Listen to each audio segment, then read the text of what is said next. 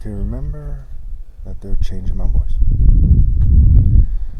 I promise you all that the governing class is crazy on a spectrum. So I wrote down some questions, 14 questions, that I would ask the governing class. And you could tell by their response and what they've been doing. And a rough estimate, right? The word mate is in the word estimate. How has their actions affected mating and dating? You could tell by these things that they are crazy on a spectrum. Question 1. Do you know where you are? Do they know that they're on the planet Earth? Sometimes you gotta wonder if they're playing some kind of game and they've disassociated like Hollywood stars or something, and they really don't understand where they are. They don't understand reality. Point number 2. Do you know that the most logical explanation as to why you are here is that there is a God who is all good, all knowing, and all powerful, who created everything and is infinitely powerful. Infinitely powerful enough to have not needed to be created. So again, do you know that the most logical explanation for why you're here is an all good and all knowing and all powerful God who has infinite power, so he doesn't need to have been created. What came first? It was God. If you look at it scientifically, scientists have never even come close to answering the argument of what came first if not God, if not something so powerful that it defies time. They come up with all kinds of bogus theories and black holes and worms and all kinds of stuff. And many scientists who understand their theories perhaps more than most say that they're bogus. They're just guessing. Their theories are like guessing that there's Martians on Mars that look like Marvin the Martian, but they live inside of the planet Mars. It's not a logical explanation. And it's not the most logical explanation as to why you are here. Now, people who truly have made contact with God in the Royal African Falcon Martial Art Order, they can tell you with certainty that God exists. But for those who haven't, they're still left with the most logical explanation argument. Therefore, it is not logical to be evil. It's not logical to persecute me. Point number 3. Do you know why they say the Bible is the greatest story ever told? Perhaps it's about rich people. Perhaps it's about scientists, inventors, artists. Or is the greatest story ever told about God, who is a warrior, Exodus 15:3, and his son, who's one with the Father, who's one with the warrior spirit of God? Point number 4. Do you know that people in the church twist the Bible for self-gain? Do you know that? Do you know that your church cannot save your soul or your family's souls because they're twisting things for self-gain? That's how they've established themselves on a corrupt planet, like in Rome, the Western Empire, the Eastern Empire, with confessionalism, with globalism and evangelical movements and the different factions. They twist it and they politic for self-gain. Point number 5. Do you know that it is more logical to believe that the miracles are figurative and that the so-called white man lies about these things for social control than to believe that they're literal? That's also a test of sanity. When we're talking about logic, universal logic, are you going to believe a bunch of scatterbrained people who said they had a dream and they think they saw Jesus? Some of them over time have taken medications and admitted they were wrong? Or are you going to believe someone who's the top martial artist with the top martial arts challenge, who's beaten every opponent that tried to beat him, who offered millions of dollars at one point, who your own wordplay points to? Marshall is marital scrambled, and I, the top martial artist, and the bridegroom, the Son of God.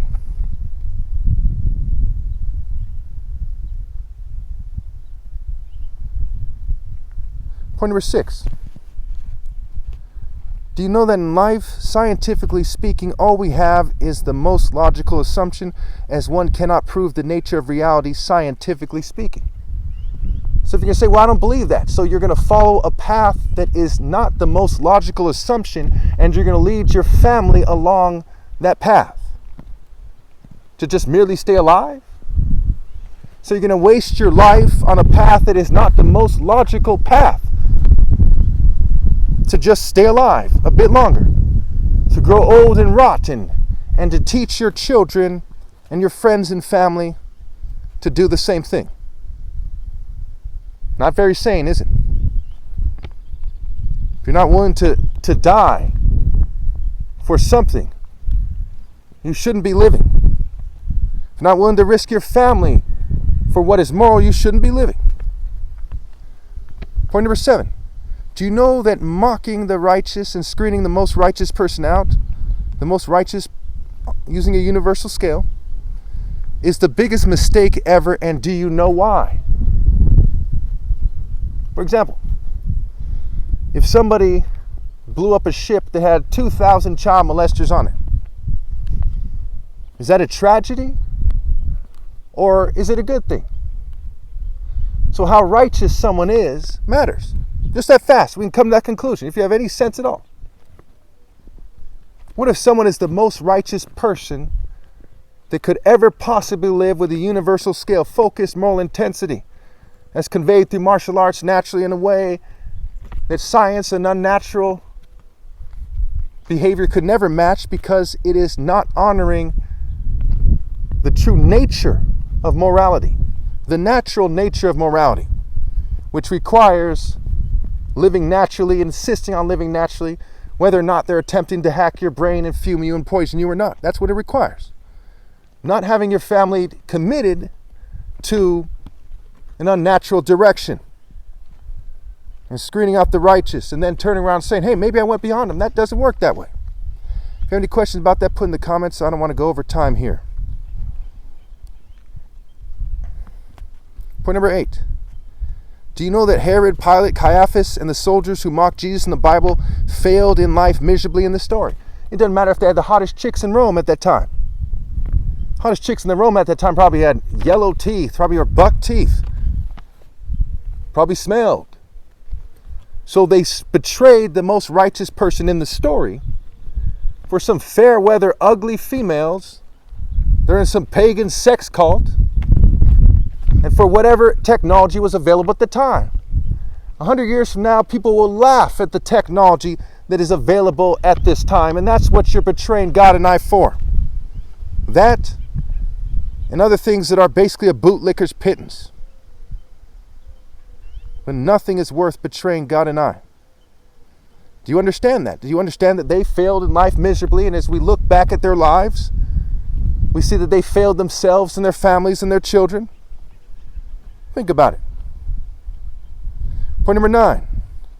Do you know that Romeo in Romeo and Juliet logically would kill himself even if everyone on the planet gave up on what they thought was their Juliet and lived anyway? Do you know that? Why did Romeo in the story kill himself? And would it have changed if everybody else gave up on Juliet? In a sense, in the story, that's what it's about, right? In a sense, everyone else had some kind of mediocre love. They just kind of followed the crowd. They didn't really live adventure. That's one way to interpret it, at least. Point number 9. We went over that here. Point number 10. Do you know that whether or not you are gay, it is still stupid to try to force the most righteous person that ever lived to be gay? Do you understand that? And do you connect these 2 points? Do you see where I'm going with this? Whether or not you are gay, it is stupid to try to force the most righteous person that ever lived to be gay. I mean, that is retarded. If you were gay, could you argue that, hey, you know, you're just saying it because they're gay? No, that's still stupid. If you're a rich white or Jewish person who's doing it trying to show everyone up, not to mention failing misery, mind you, everyone sees privilege a mile away. Could you say, well, you're not gay, so it's okay? No, it's still stupid. Okay. Point number 11. Do you know that the top 50% in America financially are said to have around 162 trillion in wealth, and not compensating the most righteous person that ever lived with at least 10 million take home is not just greedy, but it is fanatically stupid. Do you understand that, or are you a dumb fucking asshole from very low stock? I don't care so much about money, mind you. When you look at the insult that's assigned to it, when you look at how they're trying to insult me in various ways using money, saying things like, hey, money talks and BS walks. That's why you people are walking to hell, tail tucked, when ver in virtue means man. There's no ver in money. Money doesn't make the man. When only bitch-ass motherfuckers have money, what can the pussy say to a real man who's the son of man and the son of God? Nothing. They look fucking fanatically stupid. Stupid, stupid, stupid. Dumb and dumber. Stupid is as stupid does. Look at the timeline. Look at the greatest story ever told in your own Western culture. Look at the timeline. Point number 11. Do you know that technology has made it so any racial competition is over? And then even if you brainwash people into believing whites or Jews won, that you can't win in reality. Why is it so important to you to trick Lemmings and Jetsons and Simpsons and Fraggles, Scooby-Doo types, what have you, to convince them that you won the racial competition? You massacred all the Native Americans, all the enslaved, World War I, World War II, setting records in terms of evil, but yet you want to convince the world and their offspring that you won the racial competition and that you're magically chosen, magically to lead. Manifest destiny, continentalism, expansionism, nation building, retarded. Again, stupid is as stupid does. You want that stupidity to be as intense as you could possibly imagine? You want that stupidity in an intense form, passed on from generation to generation as your family heritage. That is pathetic. Again, stupid is as stupid does. Point number 12. Do you know that brainwashing your children to think they are superior or chosen is immature, unreasonable, psychotic, insane, pathetic, pitiful, childish, toxic, self-destructive, where it matters most, cowardly, and basically the worst parenting possible? Do you even know that? Point number 13. Do you know that everyone's life would be better if you gave tax incentives to people who get their tubes tied and redistributed 10% of the top 7 to 50%'s wealth progressively, we'll say, over 50 years? Also, a 10% rule that the poorer half can never again have less than 10% more. Can never again have 10%, have less than 10% more of the top 50%'s wealth ever again. So in other words, let's say they have the 2 trillion, we'll call it 4 trillion. It should be more like 14 trillion at least right now, and 152 trillion with the top 50%. That's one way to slice it. I sliced it differently before, but that's one model. And take some discussion and pinpointing. That's not that much for the bottom half to have, but still you deprive them of it. Do you think you look good when the top 50% think more like you and they have $162 trillion, while the bottom 50% think more like Jesus, generally speaking, and they've been coerced by you to play stupid, and they only have $2 to $4 trillion? That's like arguing if you beat your wife and let your vineyard go to hell as long as your room is clean, that you don't look like an idiot when you're not targeted. Key phrase, when you're not targeted. Point number 14. Do you know that only the sickest fucks with the worst genes would get a bunch of Vince McMahon-like motherfuckers to try to turn minorities into LGBT types so they could feign white and Jewish supremacy again. This is my last point. I want you to really think about it. Do you know that only the sickest fucks with the worst genes, only the sickest fucks with the worst genes would get a bunch of Vince McMahon-like motherfuckers to try to turn minorities into LGBT types so they could feign, and that means fake, white and Jewish supremacy. So there's a 14-point sanity test. It's not just their answers, right? It's their actions. People are tested by their praise, their action-based praise. If you praise Jesus, you obey Jesus. If you love me, you keep my commands, especially my command to rally. If you love being a punk, tail tucked, scared to be virtuous, scared to be a man, then you do nothing. You don't scramble to rally to me, to expose what's happened here, to put a lamp on a stand, and to make sure that I'm compensated with at least $10 million take home, which isn't that much money. Over 50 years, it's not that much money. It's like $200,000 a year. Maybe in Oklahoma, it's a lot of money. It's not that much money here. There are 1,000 billionaires in America. So what do I need that money for? Help take care of my family, medical expenses, to make my pitch to a female in a way that these gold diggers in this God-forsaken country could finally receive.